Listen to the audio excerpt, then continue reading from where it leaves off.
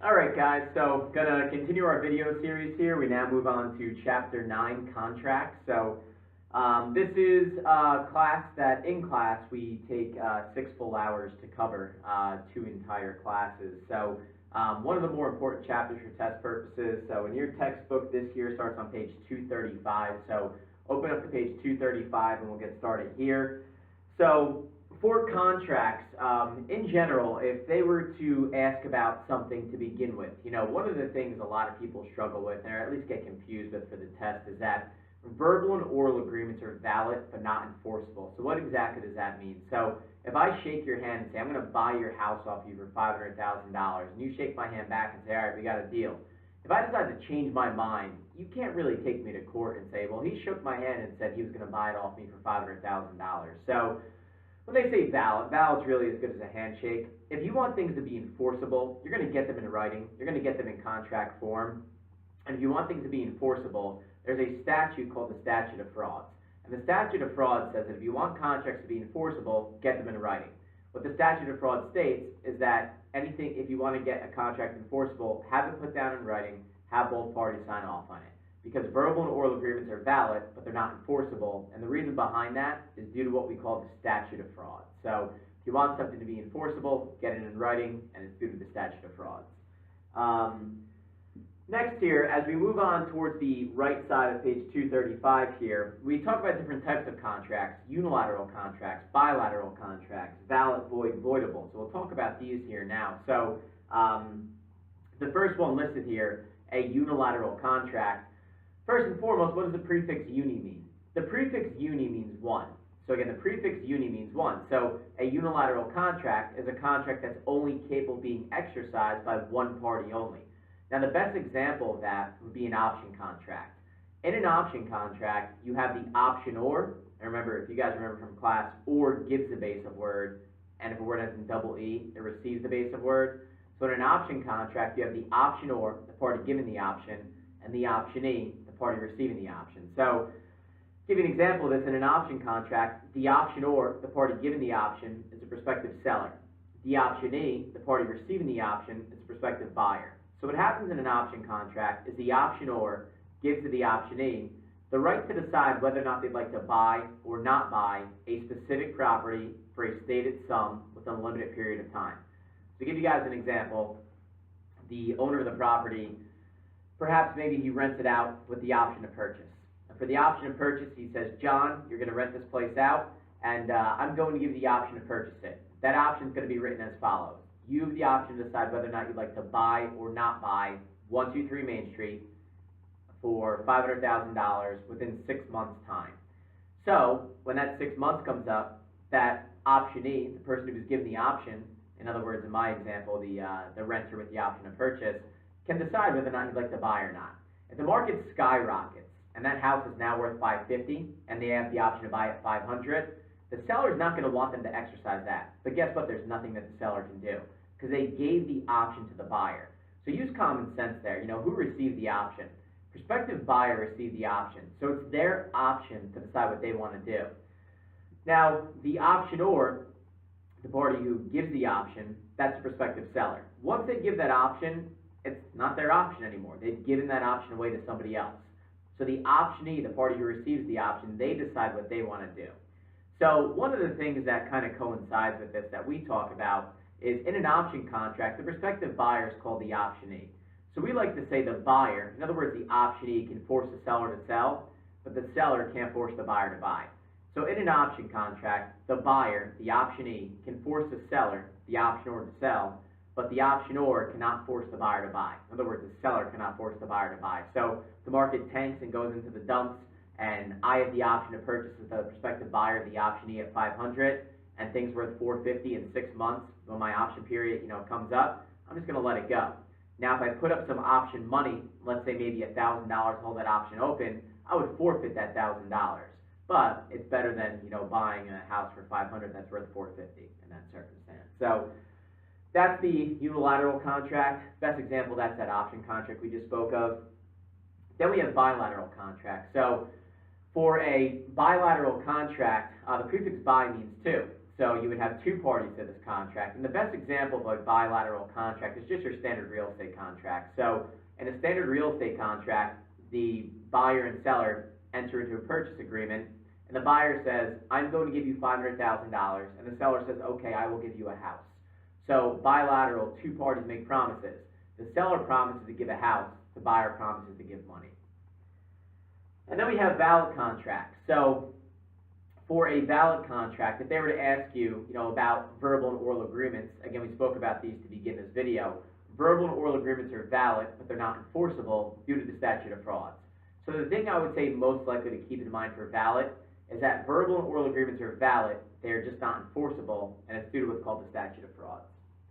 So let's turn the page here. Let's go to 236. So 236 towards the top left there is a voidable contract. And good definition is the first sentence there. If I were you, I would highlight that in your book, and I'll just read it to you.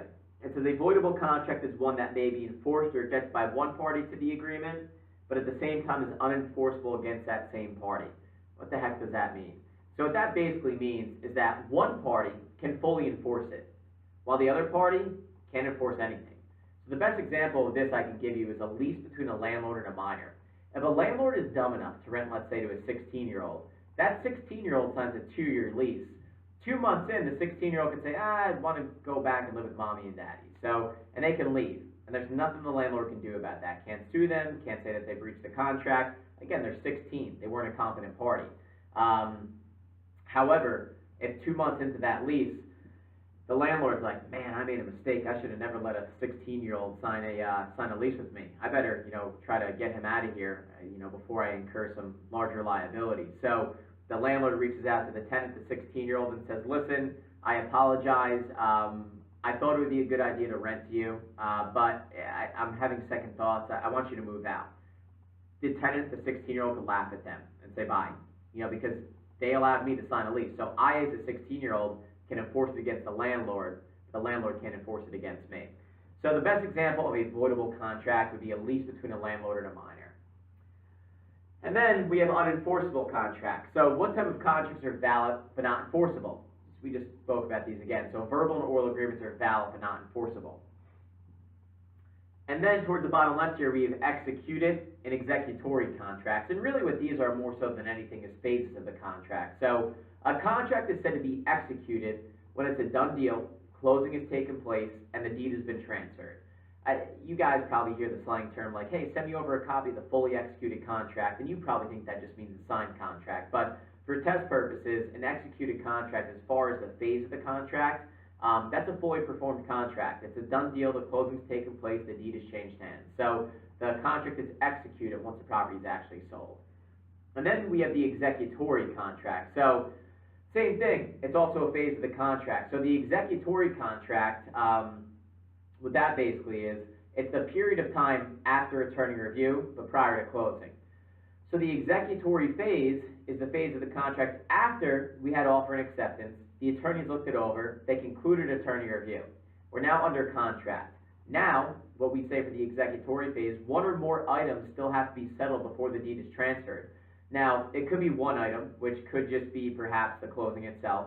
It could be having to have the closing and having to have a mortgage contingency, home inspection contingency, home sale contingency. So it could be a number of things. But in general, during the executory phase, one or more items has to be completed before the deed is transferred. And during the executory phase, you as the buyer don't own the home yet. However, what you do own is you own the right to purchase the home. And that carries some value. So being that I own the right to purchase the home, I could assign that contract off to somebody else for a fee. So let's say I'm under contract to buy 123 Main Street for $500,000, and John Smith approaches me and says, hey, I really wanted that house. I didn't even know it was for sale. You're under contract to buy it for $500,000. I'll give you $20,000 if you assign that contract off to me. If I agree to do so, he gives me $20,000. I just give him the contract that I had, and I assign it into his name, and now he's going to go through with that and buy it at $500,000 at that point in time. So what we call that is we call that the buyer's equitable interest or title in the property. So if they were to say what best describes the buyer's interest in the property during the executory phase, it's called an equitable interest or title. All right, and then on the bottom left talks about express or implied contracts. I think express is more important. So express just means in writing. If you have a written contract, that's an express contract. Written, signed off on by all parties, that's an express contract. And that's going to be enforceable because it's in writing and signed off by all parties. Then we get into the essential elements of the contract on the right side here of 236. So the essential elements, you'll see there's only 5 essential elements to have a contract. And you'll specifically note it mentions nothing about it being in writing. Now, should the contract be in writing? Yes. Reality is that most contracts will be in writing? Yes, absolutely. But from a technicality standpoint, technically, nothing has to be in writing. So the only 5 essentials that are listed here, you'll see offer and acceptance, consideration, competent parties, reality of consent, and legal purpose. We'll talk about each of those individually, but those are the only 5 essentials. So the only 5 essentials are those 5 right here on the right side of 236. So the first one that we get into here is offer and acceptance. So in offer and acceptance, you have an offeror and you have an offeree. The offeror is the party who gives the offer, and the offeree is the party who receives the offer. Now, a lot of people get confused with this because they say, all right, the offeror, the party who makes the offer, is the buyer, right? It's got to be the buyer. Well, normally the transaction will start off with the buyer making the first offer, but what happens if I'm listed at 500, the buyer comes in at 480, and now I, as a seller, decide, hey, thank you for the offer, I just want a higher number, I'm going to counter back at 490. When I counter back at 490, now I become the offeror. So for the offeror or offeree, we can't say one's the buyer, one's the seller. It's pretty simple. The offeror gives the offer, could be the buyer or the seller, and the offeree receives the offer. Again, could be the buyer or the seller as well. And as we go to the bottom right here of 236, it says after an offer has been made, what can happen? So the first thing is turned by lapse of time. If I write an offer, it's kind of like an unwritten rule. Give me a response within 24 hours. But if I'm getting antsy and I want an answer by a certain period of time, I could write an offer that says we need an answer by July 1st at 5 o'clock p.m. And therefore we need an answer by that time and date. So you can write an offer that's only good for a certain period of time. So that's number 1. Number 2, withdrawn or revoked by the offeror. If you guys see the word revoked in regards to listings or offers, all that simply means is to withdraw. So when they say for number 2 here, withdrawn or revoked by the offeror, what that simply means is if the person pulls their offer back. So withdrawn or revoked by the offeror, revoked when used in connection with offers and listings simply means to withdraw. And then 3, rejected by the offeree. Hey, listen, I could be listed at 500, the buyer can come in at 450, and I might think they're so far off that I don't even try to counter them. I just try to reject it. So number 3, you could reject the offer. 4, accepted by the offeree. Well, if they accept your offer, it's no longer an offer, we're going into contract now. So that can happen as well. 5, accepted by the offeree but on different conditions. This is called a counteroffer. So one of the most, just to explain what a counteroffer is, I'm listed at 500, the buyer comes in at 480, and I decide now to counter back at 490. That's a counteroffer. And maybe I counter back at 490, and the buyer then counters again at 485, and then I counter again at 487, and now we're just getting ridiculous. But in general, what a counteroffer is just that. You know, one party makes an offer, and another one counters it. Now, 2 things really to mainly know for counteroffers. The first thing is that whenever a counteroffer is issued, it's going to cancel all previous offers made. So first and foremost, counteroffers will cancel all previous offers made. That's number 1. Number 2 for counteroffers, they might say, what's the most common scenario where the seller becomes the offeror? That would be a counteroffer because, again, usually the transaction is going to start off with me as a seller listed at 500. Buyer comes in at 480, and then I counter back at 490. Transaction usually doesn't start off with, I'm listed at 500, a buyer sees it, and I just shoot them a private offer. Hey, listen, I know I'm listed at 500, but I'm going to make you a private offer to buy this place at 490. That usually doesn't happen. Nothing would be illegal about that. You could do that, but it's not common. So they might say, what's the most common scenario where the seller becomes the offeror? It would be a counteroffer. And then number 6 here, determined by death or insanity of the offeror or the offeree. So death or insanity will cancel listings and offers. It doesn't necessarily cancel a sales contract, though. If you're a buyer and you're under contract to buy a house, let's say $500,000, all cash, no mortgage, and we're 2 weeks away from closing. 2 weeks away from closing, you get struck by lightning and die. This is going to sound crazy, but your estate still has that cash. So, in the situation that the seller wants to sue your estate for breaching the contract and not going through and purchasing that house, they can sue a dead person's estate. So that's what I mean by, death or insanity of the offeror, the offeree, the buyer, the seller, or broker will cancel listings and offers, but doesn't necessarily cancel sales contracts, because in the sales contract, if the buyer didn't have like a mortgage contingency and they were just buying all cash, even after they die, their estate still has that cash, and that contract goes to their estate. So again, death or insanity will cancel listings and offers, doesn't cancel sales contracts though, necessarily, unless of course the deal is contingent upon obtaining a mortgage, and we know a dead person can't get a mortgage. At least I've never seen it. I'm sure it's happened before. So, number 7, terminated by destruction of the subject matter of the offer. If I offered on a 4-bedroom, 2-bath house and it burns down, I can't be forced to buy that, because my offer was on this beautiful 4-bedroom, 2-bath house, not on its charter remains. And then 8, terminated by any change in the law making the object of the offer illegal. So let's say I put an offer in on a house, and while I'm under contract, the government decides we're going to condemn that house. Well, I can't say, hold on, don't condemn that. I want to buy that first. We can't do that, obviously. They have the right to condemn the property, and we can't tell them, hold up, I got to get paid real quick. So it doesn't work that way. All right, so bottom left, we talked about counteroffers already. Bottom right at 237 gets into consideration here. So consideration is going to bound the two parties in the contract. So what is the consideration that the buyer gives? The buyer gives money, the seller gives a house.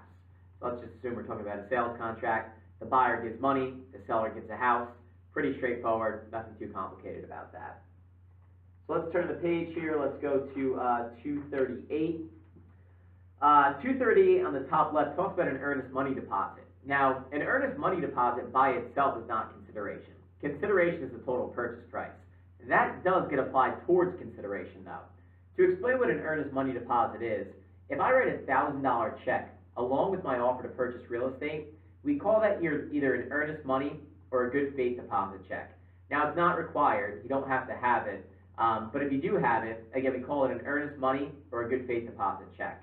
So generally speaking, if they were to ask you, any questions on that, the earnest money deposit check, a good example would be just any check written along with an offer. Number 2, it's not required. And number 3, by itself, it's not said to be consideration. So again, the consideration is the total purchase price, not just a $1,000 check you're writing along with an offer. And obviously, if your offer doesn't get accepted, what happens to that earnest money deposit check? Goes right back to the buyer. No problem there.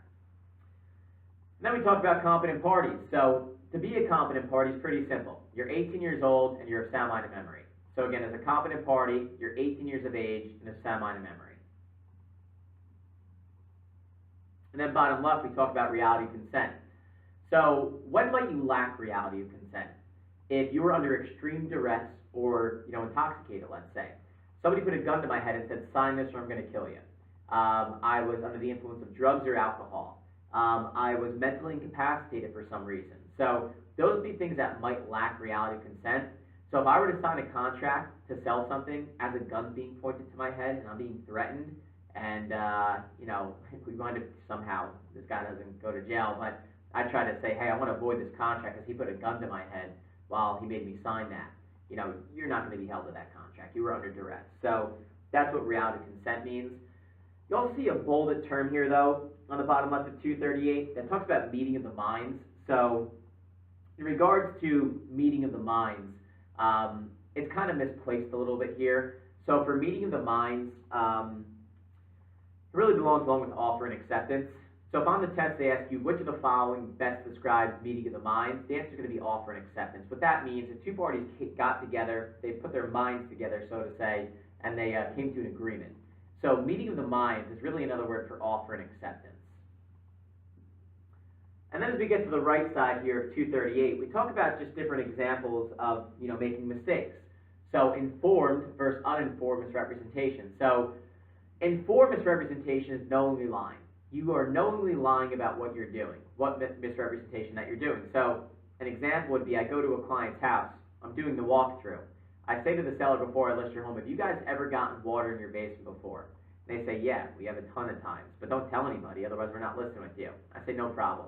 And I wind up lying to everybody. Everybody who comes through the house to see it, I say, yeah, no water ever in this basement before. If it's found out that I knowingly lied about that, that's informed misrepresentation. It's treated pretty much as the equivalent of fraud because I knowingly lied to somebody to try to get them to buy a house. That's an example of that.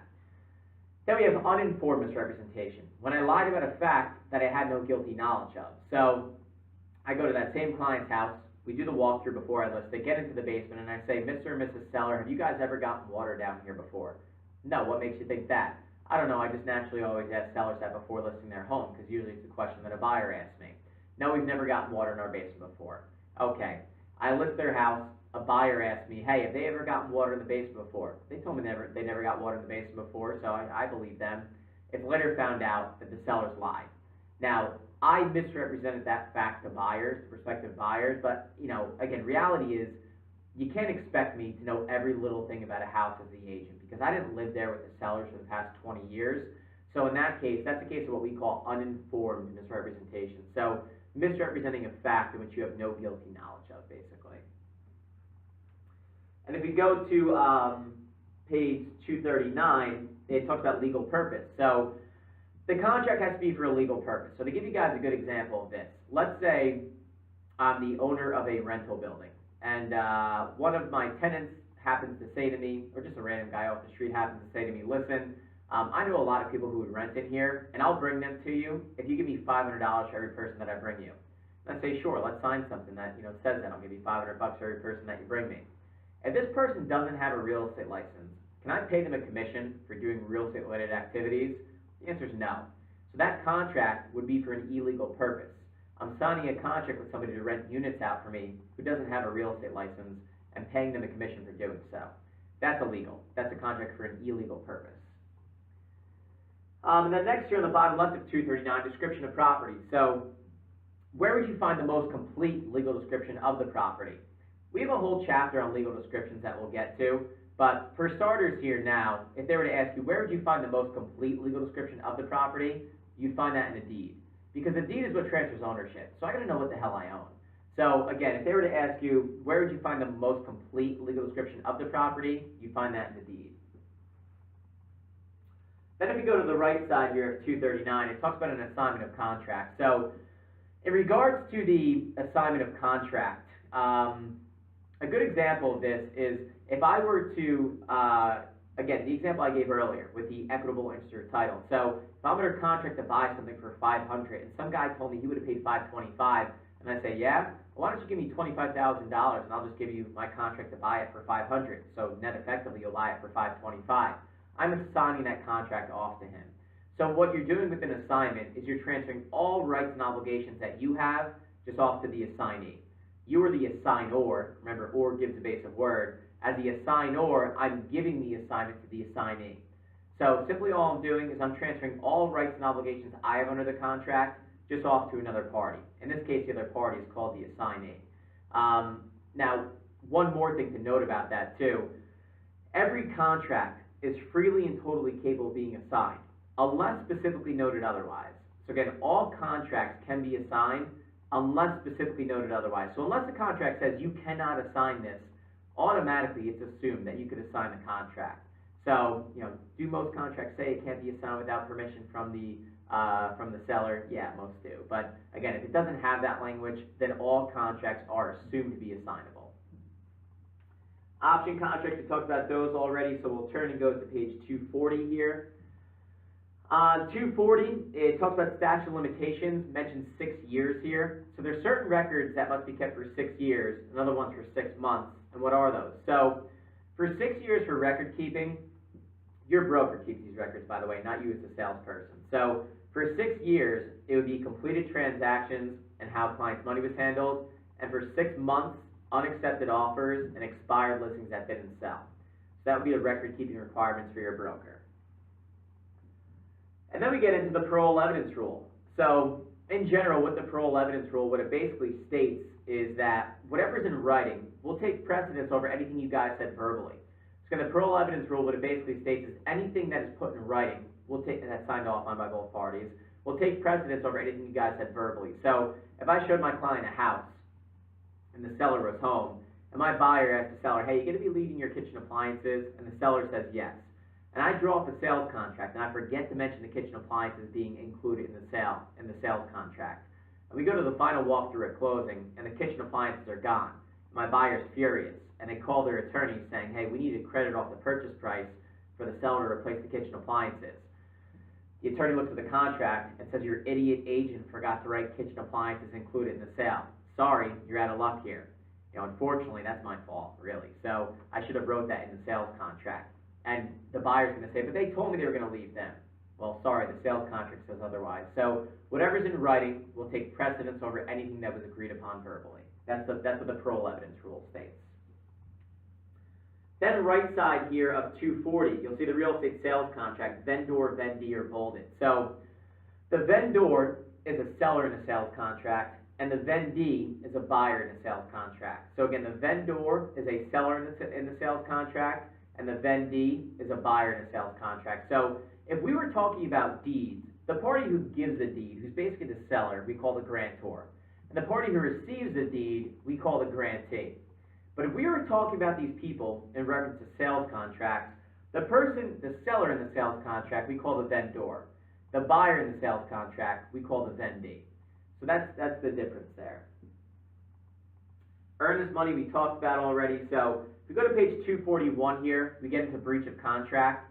So what is a breach of contract? A breach of contract is when somebody backs out without any legal grounds for doing so. So to give you an example for this, let's say we're 2 weeks prior to closing, and the seller just says, you know what, I changed my mind. I don't want to sell. I'm done. I'm not selling my house. If they back out just because they get cold feet, and they have no reason for doing so, it's not due to a contingency or anything like that, they're in breach of contract. And when you're in breach of contract, and you basically defaulted on the terms of the contract, the party who's harmed can go after you for a few different things. They could sue you for compensatory damages. They could actually take you to court and try to force you to go through the terms of the contract, or they can let you off the hook easily. So we're going to talk about the 3 main remedies here. So the first simple remedy, where nobody gets anything, and you guys pretend like you never met before, we call that rescission of contract. And you'll see that on the bottom left of 241 here. So rescission of contract, you guys literally pretend like you never met before, and you guys both walk your separate ways. And we call that rescission of contract. So that's rescission of contract there. Then we have super compensatory damages. And that's when the party who is harmed due to the breach sues the other party, the party who is, the harmful, party, for compensatory damages. In other words, any financial losses that may have been incurred, plus any additional, pain in the ass expenses, basically. So that's suing for compensatory damages. Then number 3, on the top right of 241 here, the harshest remedy is what we call specific performance.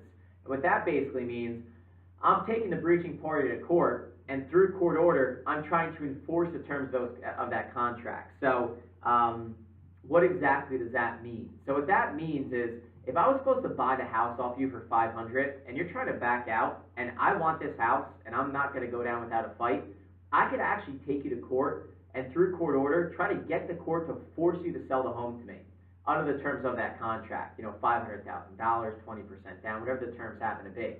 And the same in reverse is true as well. If the seller is selling to you, and 2 weeks prior to closing, you back out because you got cold feet. You had no contingencies, no other reasons. You're just backing out because you got cold feet. In that situation, the seller can take the buyer to court and try to force the buyer to buy. That's a lot harder than trying to force a seller to sell, but in general, both are tough. But that is what we call specific performance, taking the breaching party to court and through court order trying to enforce the terms of the contract. So let's turn and go to page 242. Now, 242 through 244 is pretty much talking all about the attorney review. And the attorney review is something unique to New Jersey. New Jersey is the only state in the entire country that has a mandatory 3 business day attorney review period. And the reason this was put into place was because the Bar Association New Jersey basically took the New Jersey Association of Realtors to court and said that you guys are practicing an unauthorized practice of law by drawing binding sales contracts between a buyer and a seller without them having legal representation. And we think that's wrong. They didn't really care. They just wanted to make some extra money. So, but at the end of the day, it resulted in 2 things. The first thing is now, every single sales contract, at least for a year or more, there's a mandatory 3 business day attorney review period, which says to the buyer and seller, landlord or tenant, listen, you don't have to hire an attorney. However, with that being said, we're going to give you 3 business days to decide whether or not you'd like to. So after you have offered acceptance and both parties sign off, you basically have 3 days to back out of the deal. It gives you 3 days to back out. Or you have 3 days to consult an attorney. And if you do hire an attorney, that attorney review can end after 1 day. The 2 attorneys can get together and say, hey, attorney review's concluded, we're under contract now. Or the 2 attorneys could extend it to be any period of time they want. Now, obviously, it's probably not reasonable to extend it more than a week, but in general, they could extend it to be any period of time they would like to. So, for the attorney review, a few main things to take away. First and foremost, where does it apply? It applies to all sales contracts and leases for a year or more. That's number 1. Number 2, it's a mandatory 3 business day period. And what does that mean? That means if the buyer and seller don't use an attorney, 3 business days would have to go by before that deal becomes legally binding. And also during the attorney review, while you're in that attorney review period, being that the purpose of it is to have an attorney review it to see if it's okay for you to go through with it, it essentially has equated to you being able to change your mind. During attorney review, the buyer or seller can back out of the deal with 0 liability. The buyer decides, I changed my mind, don't want to do it, they can back out. If the seller hypothetically says, you know what, a better offer came in, it's $5,000 higher, we're going to cancel your offer and go with that one. They can do that, no problem, they're allowed to. So during attorney review, buyer and seller can back out and there would be 0 liability. And then we talk about backup offers. So any offer that you receive after the attorney review concludes is treated as a backup offer. And part of the reason behind that is that once that deal gets out of attorney review, we're under contract. That's a binding deal now at that point in time. So even if a better offer comes in, I still have to submit all written offers to my clients within 24 hours. So if we accept at 500 and 510 comes in while we're under contract, I got to show that to my client. My client's going to say, listen, I'd rather take 510, obviously. But they're going to talk to their attorney, and their attorney's going to say, listen, you really can't take the 510 because if you do, you'd have to breach the first deal that you accepted at 500. And if they sue you, the first thing they'll sue you for is that difference in market value. They can clearly prove if they want to get a house close to identical to yours, it's going to cost them $10,000 more now by evidence of you accepting $10,000 higher. So what we call offers that are received after attorney review now are called backup offers. All right, so we can turn the page here and go to page 245. So on 245 here, it talks about some contingencies. Now, the 2 main contingencies that you find when you're purchasing a home are mortgage contingency and a home inspection contingency. You can also have a home sale contingency, hypothetically, but the 2 main ones, I would say, the deal is contingent upon the buyer obtaining a mortgage, and number 2, deal is contingent upon the buyer having a satisfactory home inspection completed. Contingencies, what those basically mean, they're excuses to back out of deals, essentially. Then on the right side here, 245, top right, talks about existing leases. So in a sales contract, you would have to note that there are existing leases. In other words, you would have to tell the seller, the buyer, that there's currently tenants in place because, as we like to say, all leases are going to be binding on the new owner. So if I buy a 4-family home and there's 4 current tenants in place and their leases are good for 6 more months, I got to recognize those. I can't just say, just move out today. I can't do that. All leases, as we like to say, are binding on the new owners of property.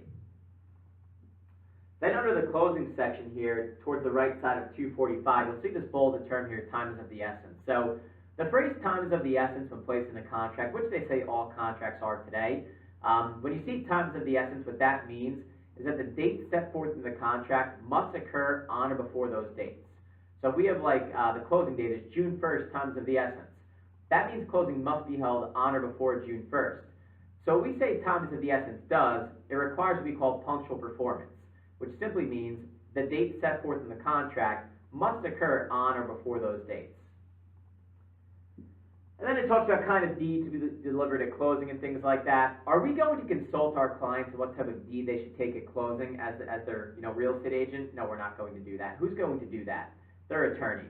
So if your client ever asks you, what type of deed should I take at closing? Your answer should be, consult your attorney. Again, as I always say in class, when in doubt, consult an attorney. Never give your clients legal advice. Again, if you don't know the answer, if it's bordering on a legality issue, don't even take a chance. Just selling consultant attorney. You don't want to be in trouble for something like that. All right, so that does it for chapter 9 here. As you guys know, we have a bunch of practice questions at the end of the chapter. I think there's like 56 for this chapter, so make sure you do those practice questions. All of the answers are in the back of the book as well, so you can do them by yourselves and get the answers too. So we'll finish up here for chapter 9. As always, if you guys have any questions, feel free to email me. My email is kylekovats@gmail.com. Thank you.